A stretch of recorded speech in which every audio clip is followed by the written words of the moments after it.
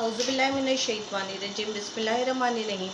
अभी से थोड़ी देर पहले हम बात कर रहे थे पनामा की वर्क परमिट पे। होपफुली मुझे उम्मीद है कि आप लोग जो हैं वो उसका पूरा प्रोसीजर समझ गए होंगे, और जो इंटरेस्टेड और सीरियस लोग हैं वो मुझे जो मेरा तरीक़ेकार है व्हाट्सएप पे अपनी कंट्री के नाम के साथ, अपने सिटी के नाम के साथ, अपने पासपोर्ट के फर्स्ट पेज के साथ, CNIC या CV के साथ मुझसे रब्ता करें मैसेज पे। इंशाल्लाह मैं आपको रिप्लाई भी करूँगी।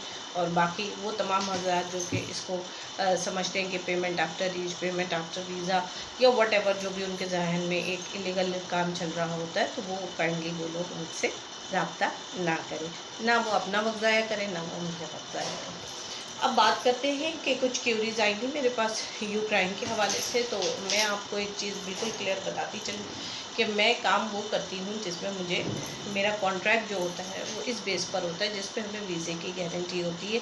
क्योंकि जिस तरह हमारा पैसा और हमारा टाइम कीमती है, बिल्कुल उसी तरह हमारे क्लाइंट का भी, जो कि मेरी फैमिली है। और आज जो कुछ भी हूँ मैं, और मुझे अपने सब्सक्राइबर्स का बहुत सारा एतमाद मिलता है, बहुत सारा प्यार मिलता है। और स्पेशली मैं थैंकफुल हूँ कि मेरे सब्सक्राइबर जो है मुझसे बहुत सारी मेरी अपनी जो मेरी ट्रैवल एजेंसी की मार्केटिंग, सोशल मीडिया मार्केटिंग करते हैं, उस कंपनी में ने भी मुझसे कहा कि हम आपको सब्सक्राइबर बढ़ा देते हैं, लेकिन मैं ओरिजिनल सब्सक्राइबर पर ज़्यादा बेस करती हूँ। क्योंकि उससे मुझे पता चलता है कि मेरे लोग मेरी फैमिली है या नहीं है, वो मुझ पर ट्रस्ट कितना करते हैं, और वो मेरे साथ टच में कितना रहते हैं, और वो मुझ पे यकीन कितना करते हैं। क्योंकि बात यहाँ पैसों की नहीं होती है, और बात यहाँ इंफॉर्मेशन की नहीं होती है, बात यहाँ टोटली होती है ट्रस्ट की, कि मेरे देखने वाले, मेरे सुनने वाले मिसेस तसव्वुर मलिक पर कितना ट्रस्ट करते हैं।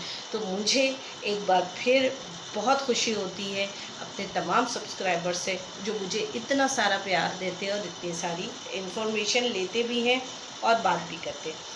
अब आ जाइए, मेरे पास बहुत सारी अभी पिछले दिनों वो चली है कि जी मैडम हमें यूक्रेन का बताइए। तो यूक्रेन का देखिए जी, मैं सिर्फ बात यूक्रेन का ही नहीं करूँगी, मैं टोटल बात करूँगी उसकी।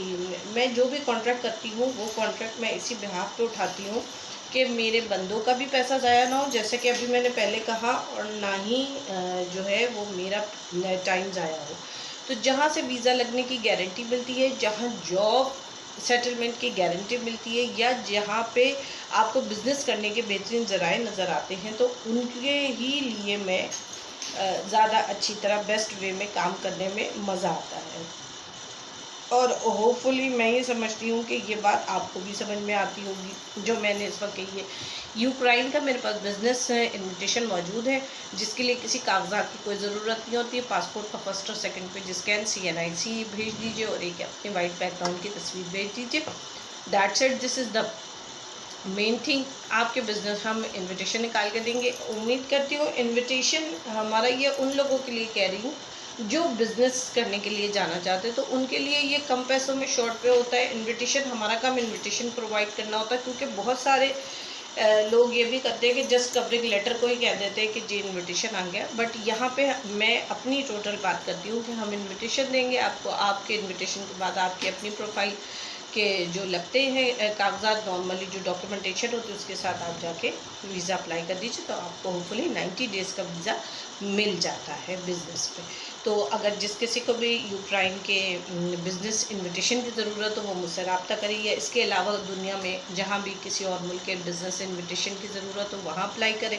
अब बात आ जाती है कि काफ़ी क्यूरीज आई मेरे पास टर्की की।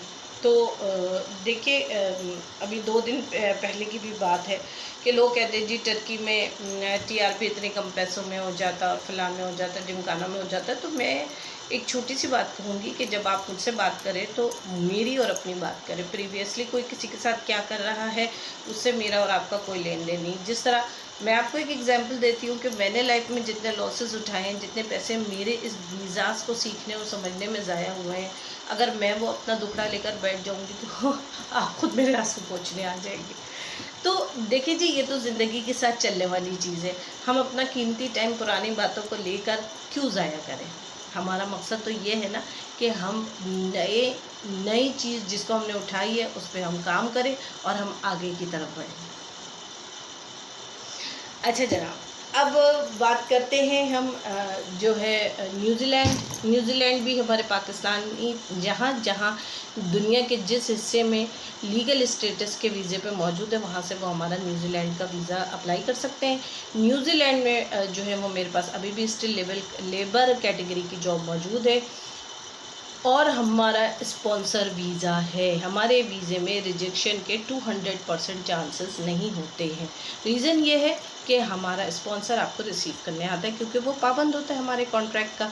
इसी तरह ऑस्ट्रेलिया में भी बहुत सारे ऐसे लोग हैं, बल्कि इंक्लूडिंग माई सेल्फ ऑल्सो। कुछ साल पहले मैं भी ये समझती थी कि अरे भाई ऑस्ट्रेलिया का क्या है, जस्ट ई वीज़ा निकाल लिया।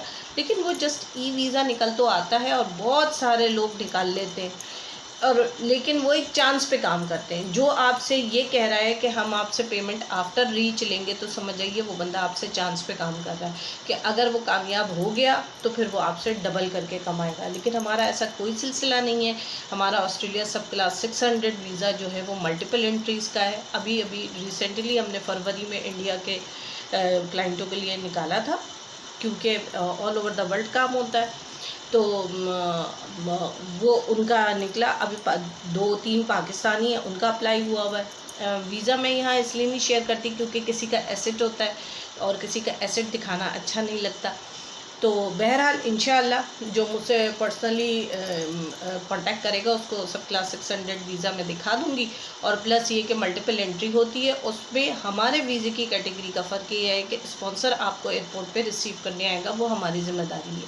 तो आप यू आर टोटली सेफ, ठीक है। बाकी और मुझसे किसी तरह की प्लीज़ कोई कहानी ना किया करें, क्योंकि मैं भी सारा दिन बोलती हूँ। जब मैं यूट्यूब पे चलाती हूँ तो ऑब्वियसली सी बात है मेरे पास पे बहुत कॉल्स आती हैं और मेरा भी एक स्टैम्प है, तो मैं भी तो थक जाती होंगी ना जनाब।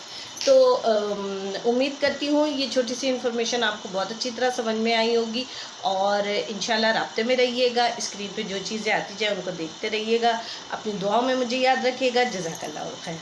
एक बार फिर हाजिर होंगी।